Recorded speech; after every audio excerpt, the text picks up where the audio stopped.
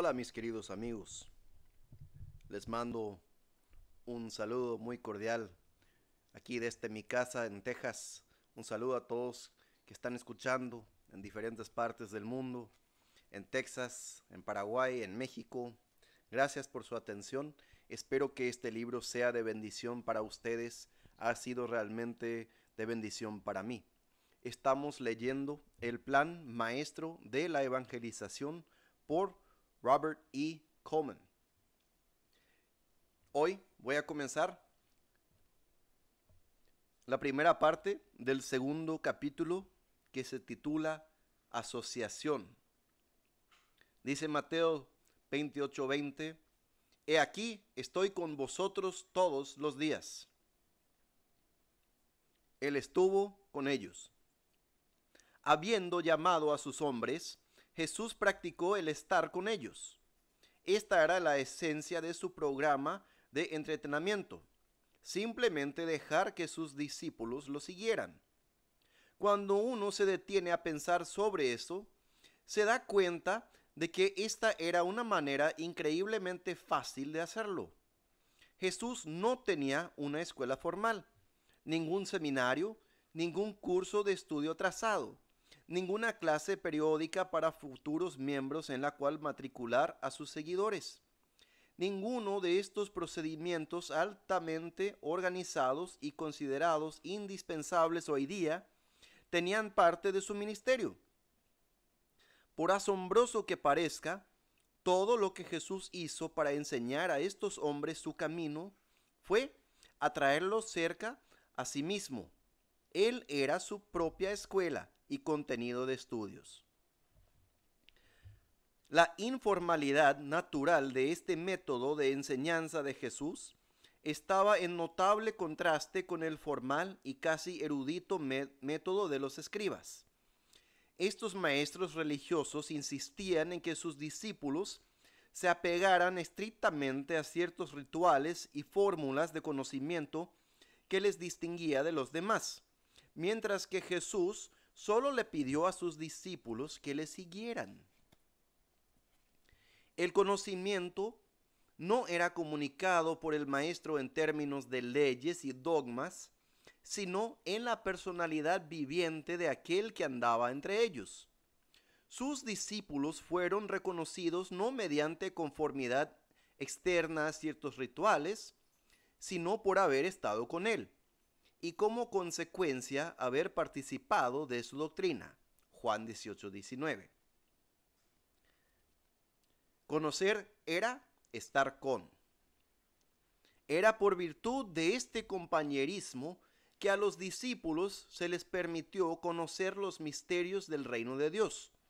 El conocimiento fue adquirido mediante la asociación antes de ser entendido mediante la explicación. Esto fue mejor expresado cuando uno del grupo preguntó, ¿cómo pues podemos saber el camino?, reflejando su frustración al pensar sobre la Santa Trinidad. Jesús contestó, yo soy el camino y la verdad y la vida, queriendo decir que el punto en cuestión había ya sido contestado. Si tan solo los discípulos abrían sus ojos a la realidad espiritual encarnada en medio de ellos. Esta simple metodología fue revelada desde el principio mediante la invitación que Jesús le dio a los hombres que él quería guiar. Juan y Andrés fueron invitados. Venid y ved el lugar donde Jesús se estaba hospedando. Juan 1:39. Nada más fue dicho. ¿Y qué más necesitaba ser dicho? En casa con Jesús podrían hablar de sus asuntos y en privado podían ver íntimamente su naturaleza y obra. El acercamiento a Felipe fue de la misma manera. Sígueme. Juan 1:43. Evidentemente impresionado por este simple método, Felipe invitó a Natanael, también diciendo, ven y ve al maestro. Juan 1:46. Un sermón viviente vale por 100 explicaciones. Más tarde, cuando Santiago, Juan, Pedro y Andrés fueron hallados remendados sus redes, Jesús usó las mismas palabras conocidas. Venid en pos de mí. Solo que esta vez añadió la razón. Y haré que seáis pescadores de hombres. De la misma manera, Mateo fue llamado de su lugar como cobrador de impuestos con la misma invitación. Sígueme. El principio observado. Vea la tremenda estrategia. Al responder a este llamado inicial, estos creyentes en efecto se matricularon en la escuela del Maestro, donde su entendimiento podía ser ampliado y su fe establecida. Hubo ciertamente muchas cosas que estos hombres no entendieron, las cuales ellos admitieron libremente al andar con él. Pero todos estos problemas pudieron ser tratados al ellos seguir a Jesús. En su presencia podían aprender todo lo que necesitaban saber. Este principio, implícito desde el comienzo, fue articulado específicamente más tarde cuando Jesús escogió de entre el grupo a su alrededor a los 12 para que estuviesen con él. Marcos 3:14 o Lucas 6:13. Él añadió, por supuesto, que les iba a enviar a predicar y que tuviesen autoridad para echar fuera demonios, pero con frecuencia fallamos en entender qué vino primero. Jesús dejó claro que antes de que estos hombres fueran a predicar o echar fuera a demonios, ellos estarían con él. De hecho, esta designación personal de estar en constante asociación con él era parte de su ordenación a la comisión, tanto como lo era su autoridad para evangelizar. Desde luego, por el momento era aún más importante porque era la preparación necesaria para la otra. La determinación con la cual Jesús se esforzó en cumplir esta comisión se evidencia al leer los subsecuentes registros en los evangelios. Contrario a lo que uno esperaría, a medida que el ministerio de Jesús se extendió al segundo y tercer año, él incrementó el tiempo dado a los discípulos escogidos, en vez de reducirlo. Con frecuencia los llevaba con él en un retiro a una área montañosa del país donde era relativamente desconocido, buscando evitar publicidad lo más posible. Ellos viajaron juntos a Tiro y Sidón al noreste, por la región del Decápolis y a la región de Dalmanuta al sureste de Galilea, y por las aldeas de Cesarea de Filipo al noreste.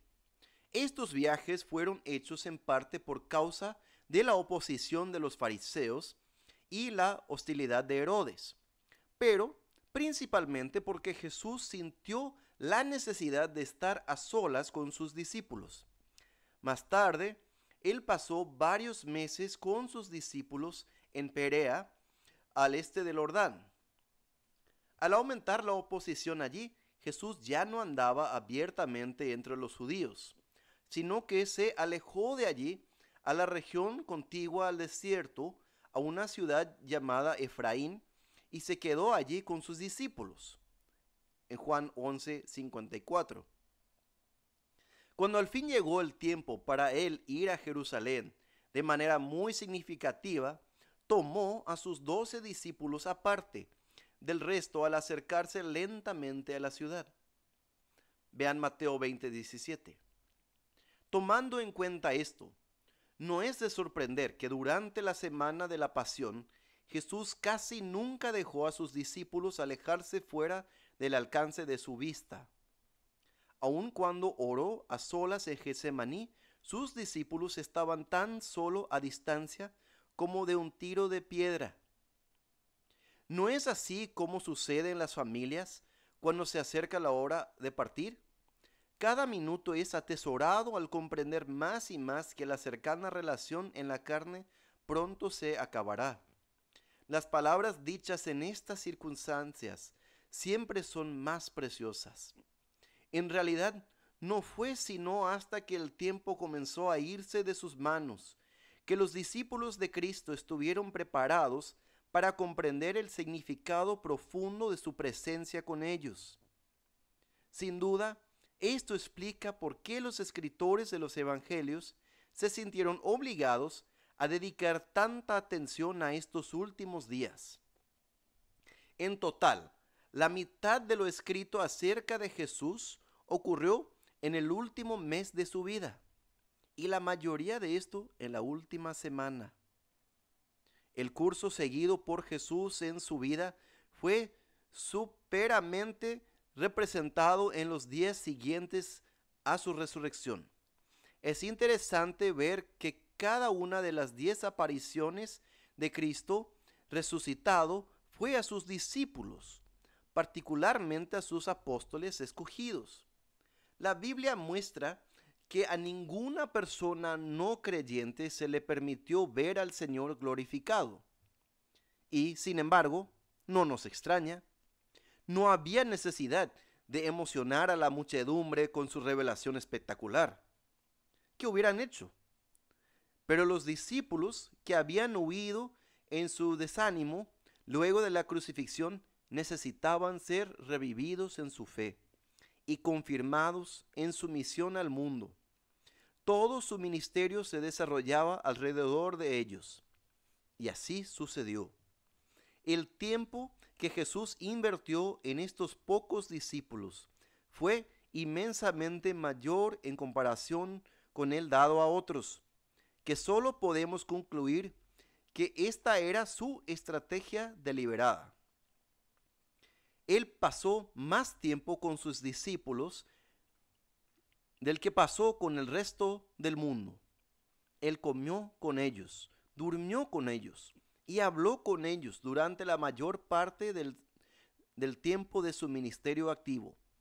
Ellos caminaron juntos por los caminos solitarios, fueron juntos a las ciudades llenas de gente, navegaron y pescaron juntos en el mar de Galilea, oraron juntos en el desierto y en las montañas, y adoraron juntos en las sinagogas y en el templo. No se debe pasar por alto que aun cuando Jesús ministraba a otros, los discípulos estaban siempre allí con él. Sea que se dirigiera a las multitudes que le apertujaban, hablase con los escribas y fariseos que querían ponerle trampas, o se dirigiera a algún mendigo solitario en el camino, los discípulos estaban cercanos para observar y escuchar. De esta manera, el tiempo de Jesús rendía doble dividendos. Sin ser negligente con su ministerio regular a los necesitados, él mantuvo un ministerio constante con sus discípulos al tenerlos junto a él. De esta forma, ellos se beneficiaban de todo lo que él hacía y decía a otros, además de su explicación personal y sus consejos. Tal asociación tan cercana y constante significaba que Jesús prácticamente no tenía tiempo para sí mismo. Como niños clamando por la atención de su padre, los discípulos se encontraban siempre a los pies de su maestro, aun en el tiempo que tomó para apartarse y cumplir con sus devociones personales, estuvo sujeto a la interrupción por la necesidad de los discípulos, como vemos en Marcos 6:46 al 48. Pero Jesús no lo quería de otra manera. Él quería estar con ellos. Ellos eran sus hijos espirituales. Y la única forma en que un padre puede levantar una familia es estando con ella.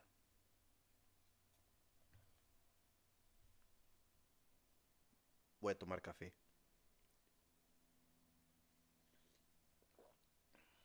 Seguimos, mis hermanos. El fundamento del seguimiento. Nada es más obvio y a la vez desatendido que la aplicación de este principio. Por su propia naturaleza, no llama la atención. Y somos propensos a pasar por alto lo común. Sin embargo, Jesús no dejaría que sus discípulos lo obviaran. Durante sus últimos días, el maestro sintió especialmente la necesidad de cristalizar su pensamiento acerca de lo que él había estado haciendo. Por ejemplo, en cierta ocasión, al hablar a aquellos que le habían seguido por 3 años, Jesús dijo: y vosotros daréis testimonio también, porque habéis estado conmigo desde el principio. Juan 15:27.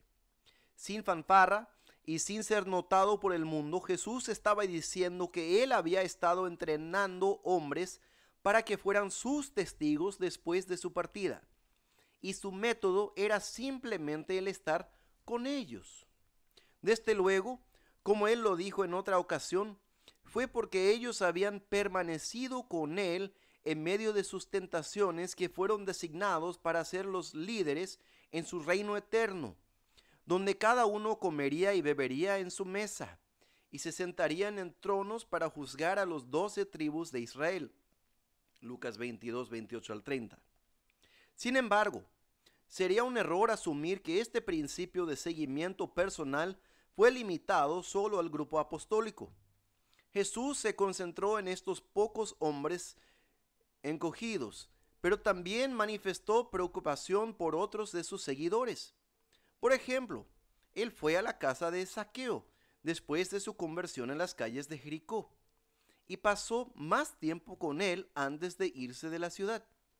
Después de la conversión de la mujer en el pozo de Samaria, Jesús se quedó 2 días más en Sicar para instruir a la gente de esa comunidad que creyeron en él por la palabra de la mujer, que daba testimonio.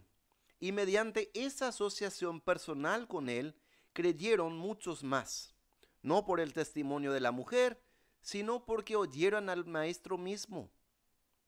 Con frecuencia, el que recibía alguna ayuda del maestro era permitido unirse al grupo de seguidores, como por ejemplo Bartimeo, en Marcos 10:52.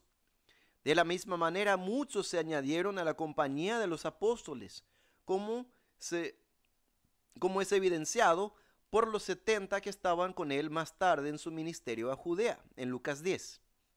Todos estos creyentes recibieron atención especial, pero no puede ser comparada a la atención que fue dada a los 12. Se debe hacer mención también de ese pequeño grupo de mujeres fieles que le ministraban de sus bienes, como María y Marta, María Magdalena, Juana, Susana y otras muchas. Lucas 8, 1 al 3. Algunas de estas mujeres estuvieron con él hasta el final. Ciertamente, no rechazó sus bondades y con frecuencia se sirvió de la ocasión para ayudarles en su fe.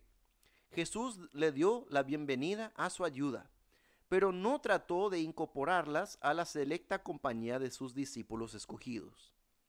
Jesús no tenía tiempo para dar atención constante a esta gente, hombres o mujeres. Él hizo todo lo que pudo, y esto sin duda sirvió para impresionar en sus discípulos la necesidad de un cuidado personal inmediato de los nuevos convertidos. Pero él tenía que dedicarse primeramente a la tarea de desarrollar líderes quienes a su vez pudieran dar este tipo de cuidado personal a otros. En verdad, el problema de dar cuidado personal a cada creyente solo se resuelve mediante un entendimiento completo de la naturaleza y misión de la iglesia. Es bueno observar aquí que el surgimiento del principio de la iglesia en torno a Jesús, por el cual el creyente era traído a la comunión con los demás, era la práctica a gran escala de lo mismo que él estaba haciendo con los 12. En realidad, la iglesia era el medio por el cual se daría seguimiento a todos aquellos que siguieron a Jesús. Esto es, el grupo de creyentes vino a ser el cuerpo de Cristo, y como tal se ministraban unos a otros individual y colectivamente. Cada miembro de la comunidad de fe tenía una parte que cumplir en este ministerio, pero solo pudieron hacerlo al ser entrenados e inspirados. Mientras que Jesús estuvo con ellos en la carne, él era el líder. pero después era necesario que los mismos de la iglesia asumieran este liderazgo. De hecho, esto significó que Jesús tuvo que entrenarlos para esto, lo cual involucró su asociación personal y constante con unos pocos escogidos. Nuestro problema. ¿Cuándo aprenderá la iglesia esta lección? El predicar a las masas, aunque necesario, nunca podrá satisfacer la obra de preparar líderes para el evangelismo, como tampoco lo pueden hacer las ocasionales reuniones de oración y las clases de entrenamiento para obreros cristianos. El edificar hombres y mujeres no es así de fácil. Al contrario, requiere de constante atención personal, similar a la que el padre da a sus hijos. Esto es algo que ninguna organización o clase podrá hacer jamás. Los niños no pueden ser criados usando un sustituto y la distancia. El ejemplo de Jesús nos enseña que solo puede hacerse por personas que permanecen cerca a aquellos a quienes quieren guiar. La iglesia obviamente ha fracasado en este punto trágicamente. Se habla demasiado en la iglesia sobre el evangelismo y enseñanza cristiana, pero hay poca preocupación por una asociación personal cuando es evidente que tal obra implica el sacrificio de la satisfacción y la complacencia personal. Por supuesto, la mayoría de las iglesias insisten en traer nuevos miembros a través de algún tipo de clase de consolidación, la cual se reúne por 1 hora a la semana por un espacio de un mes, más o menos. Pero el resto del tiempo, el nuevo convertido no tiene contacto con ningún programa de entrenamiento específico, excepto al asistir a los servicios de la iglesia y la escuela dominical, a menos que estos nuevos cristianos, si es que en verdad han sido salvos, tengan padres o amigos que llenen el vacío de una manera real. Son dejados completamente solos para encontrar solución a innumerables problemas prácticos que los confrontan, los cuales podrían significar el desastre para su nueva fe. Con tal seguimiento casual a los nuevos creyentes, no es de sorprender que alrededor de la mitad de los que hacen profesión y se unen a la iglesia eventualmente se apartan o pierden el brillo de la experiencia cristiana, y muy pocos crecen en conocimiento y gracia lo suficiente como para dar un servicio real para el reino. Si los servicios dominicales y las clases para candidatos a miembros es todo lo que la iglesia tiene para desarrollar a los nuevos convertidos en discípulos maduros, entonces están saboteando a su propio propósito al contribuir a una seguridad falsa. Y si el nuevo creyente sigue el mismo ejemplo de pereza, al final puede hacer más daño que bien. Simplemente no hay nada que sustituya el invertir tiempo con la gente. Y es ridículo imaginar que algo menos que esto, a menos que sea un milagro, pueda desarrollar un liderazgo cristiano fuerte. Después de todo, si Jesús, el Hijo de Dios, halló necesario el permanecer casi constantemente con sus pocos discípulos por 3 años, y aún uno de ellos se perdió, ¿cómo puede una iglesia esperar hacer esta obra si lo hace como si fuera una fábrica de ensamblaje y trabajando unos pocos días al año? El principio aplicado hoy. La política de Jesús en este punto nos enseña claramente que cualquiera que sea el método de seguimiento de la iglesia adopte debe tener como base una preocupación personal por proteger a aquellos que les han sido encargados. El no hacer esto es simplemente abandonar a los creyentes en las manos del diablo.